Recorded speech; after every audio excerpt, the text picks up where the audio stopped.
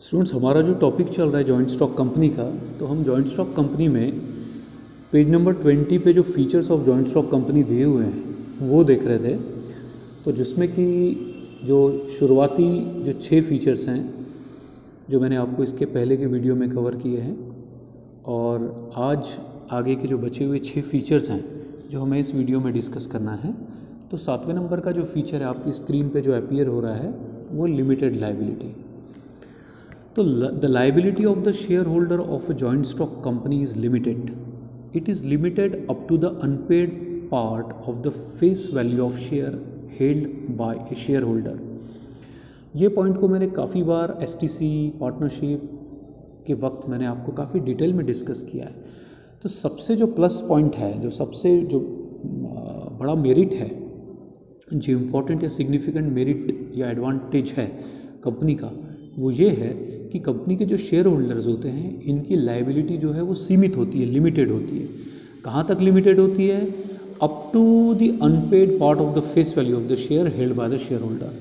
एक shareholder ने जितने शेयर खरीदा है उसके ऊपर जितनी अमाउंट उसकी अनपेड है वहाँ तक ही केवल उसकी जो लाइबिलिटी होती है वो मर्यादित होती है. अब मान लीजिए, ऐसा समझिए कि कोई शेयर की वैल्यू 100 रुपीज़ है और अब तक कंपनी 60 रुपीज़ जो है वो रिकवर कर चुकी है शेयर होल्डर से, अभी भी 40 रुपीज़ बाकी है. तो उसकी जो कल कंपनी की फाइनेंशियल पोजीशन मान लीजिए ख़राब होती है तो, और कंपनी अपने शेयर होल्डर से केवल ये 40 रुपीज़ को ही बुला सकती है, कॉल कर सकती है. कंपनी की लाइबिलिटी कितनी भी ज़्यादा हो, उसके लिए अगर कंपनी की एसेट अगर कम भी पड़ रही है तो शेयर होल्डर की जो जवाबदारी है, जो लाइबिलिटी है, वो केवल और केवल उसने जितनी अमाउंट अभी तक शेयर की फेस वैल्यू पे पेड नहीं किया है वहाँ तक ही मर्यादित है. तो एक शेयर 100 रुपये का है, वो 60 रुपये पेड कर चुका है, अभी भी 40 रुपये पेड नहीं किया है, तो उसकी जवाबदारी सिर्फ वो 40 रुपये तक मर्यादित है. अब मान लो उसने अगर 1000 शेयर खरीदे हैं तो वो कंपनी को 40,000 रुपये देगा. अगर किसी ने 1 लाख शेयर्स परचेज किए हैं तो वो 40 लाख रुपीज़ कंपनी को देगा. और ये सब आगे चल के अगर कंपनी को ये पैसा कम पड़ता है थर्ड पार्टी के पेमेंट में, मान लीजिए लाइबिलिटी बहुत ज़्यादा है, तो ऐसा होने पर भी शेयर होल्डर को एक्स्ट्रा अमाउंट पेड करने की आवश्यकता जो है वो नहीं है. Okay, so share holder is liable to pay only the unpaid amount on his share if any. अगर वो पूरी ही पेड कर चुका है तो फिर उसको एक भी रुपये एक्स्ट्रा पेड करने की ज़रूरत नहीं. मान लीजिए अगर 100 रुपये का शेयर है और पूरे के पूरी 100 रुपये की अमाउंट अगर वो कंपनी को पेड कर चुका है तो अब उससे कंपनी कुछ भी पैसा वसूल नहीं कर सकती, भले ही कंपनी के पास अब थर्ड पार्टी की लाइबिलिटी देने के लिए पैसा न भी हो तो वो शेयर होल्डर को कुछ भी नहीं मांग सकते. ओके, तो shareholder is not concern with debt and liability of the company. तो शेयर होल्डर जो है वो कंपनी की डेट या जो लाइबिलिटी है उससे उसका कोई लेना देना नहीं है. Personal property of the share holder can not be used for the repayment of the debt of the company. Company के जो कर्जे हैं उसके लिए शेयर होल्डर की जो निजी संपत्ति है, व्यक्तिगत संपत्ति है, पर्सनल प्रॉपर्टी है, उसको यूटिलाइज नहीं किया जा सकता है.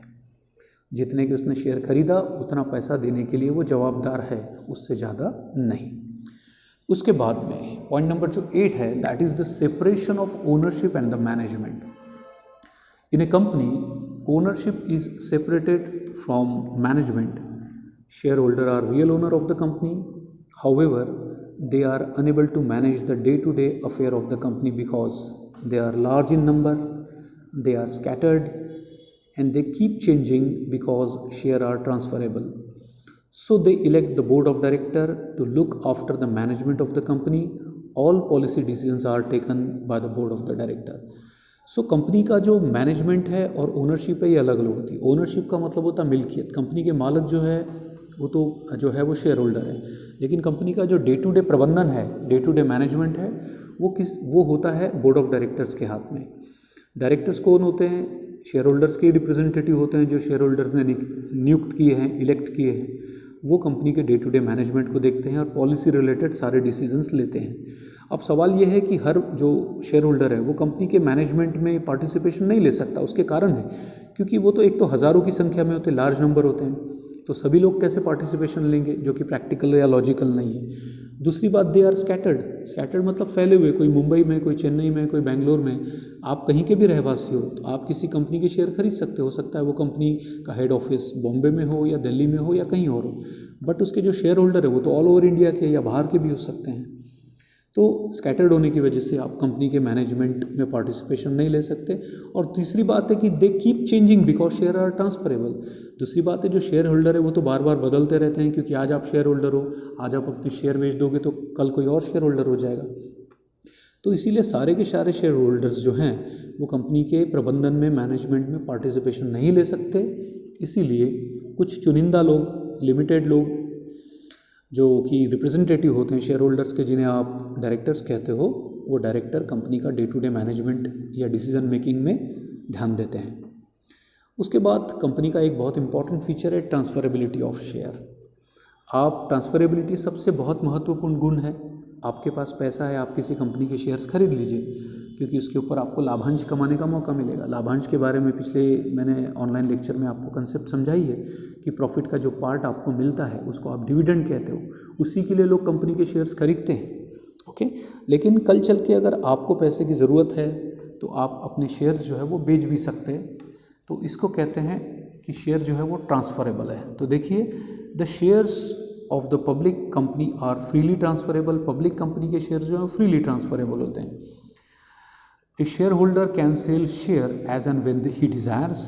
Membership come to an end once the share are sold. जैसे आप अपने शेयर्स बेचते हो, आपकी जो मेंबरशिप है वो ख़त्म हो जाती है, एंड हो जाती है। और shares of the private company are not freely transferable. दो प्रकार की जो कंपनी मेन है, पब्लिक कंपनी और प्राइवेट कंपनी। तो पब्लिक कंपनी का जो है उसमें उसके शेयर्स फ्रीली ट्रांसफरेबल होते हैं, और प्राइवेट कंपनी के जो शेयर्स होते हैं वो फ्रीली ट्रांसफरेबल नहीं होते हैं। उसके लिए आपको बाकी मेंबर्स की जो है वो परमिशन की ज़रूरत पड़ती है, तब थर्ड पर्सन को ट्रांसफ़र किए जा सकते हैं। उसके बाद में नेक्स्ट जो पॉइंट है 10th नंबर का, that is the number of members. अब नंबर ऑफ मेंबर्स में यही एक क्राइटेरिया अब हम देखेंगे कि प्राइवेट लिमिटेड कंपनी किसको कहते हैं और पब्लिक लिमिटेड कंपनी किसको कहते हैं। So joint stock company is usually owned by large number of member. Normally joint stock company में जो नंबर ऑफ मेंबर्स होते हैं, पर्सन, वो बहुत ज़्यादा होते हैं, लेकिन उसमें दो है, एक प्राइवेट लिमिटेड कंपनी, उसके नंबर्स दिए हुए हैं कानून में, कायदे में, और पब्लिक लिमिटेड कंपनी के मिनिमम और मैक्सिमम जो मेंबर्स है उसका क्राइटेरिया जो है वो लॉ में दिया हुआ है। तो a private limited company must have minimum 2 members and maximum 200। Private limited company किसको कहेंगे? जिसके कम से कम मेंबर मिनिमम 2 है और मैक्सिमम 200, इससे ज़्यादा नहीं हो सकते। और public limited company must have minimum 7 members, कम से कम 7 मेंबर होने चाहिए पब्लिक लिमिटेड कंपनी के लिए। And there is no limit on the maximum number of members. और मैक्सिमम नंबर पे कोई लिमिट नहीं, वो हज़ारों में भी हो सकते हैं। उसके बाद capital. Joint stock company can raise huge capital. Joint stock company huge capital raise कर सकती है, क्योंकि नंबर ऑफ मेंबर्स जो है वो बहुत ज़्यादा लार्ज होते हैं इसलिए। So huge amount of capital can be collected by the company in the form of shares, debentures, bond, public deposit etcetera. Shares के रूप में, डिबेंचर्स के रूप में, बॉन्ड्स के रूप में और पब्लिक डिपॉजिट के रूप में ह्यूज अमाउंट जो है वो कलेक्ट की जा सकती है। So it can also obtain loans from the bank and financial institution. उसी तरीके से कंपनी जो आर्थिक संस्थाएं हैं, फाइनेंशियल इंस्टीट्यूशंस हैं और बैंक्स हैं, उनसे भी लोन के स्वरूप में बड़ी राशि प्राप्त कर सकती है। तो ये कंपनी की पूंजी होती है। आगे के चैप्टर्स में हम डिस्कस करेंगे कि ओन कैपिटल किसको कहते हैं, बोरोड कैपिटल किसको कहते हैं। ये सब पॉइंट जो है वो आगे हमारे चर्चा में आएंगे। उसके बाद में पॉइंट नंबर 12, जो एक one of the feature of the joint stock company, that is the government control. So joint stock company has to work under the government control and supervision. Registration is compulsory for all companies. ध्यान दीजिए, joint stock company has to work under the government control and supervision. Control का मतलब government दखलंदाजी नहीं करती, व्यापार कैसा करना है आपको, डिसीजन कैसे लेने हैं, इसमें दखलंदाजी नहीं करती। लेकिन गवर्नमेंट ये देखेगी क्योंकि इसमें पब्लिक का पैसा लगा हुआ है, तो आप ऐसे डिसीजन, गलत डिसीजन नहीं ले सकते जिससे कि कंपनी को लॉस हो, जिसकी वजह से कि जो अल्टीमेटली जो लॉस उसके बाद में शेयर होल्डर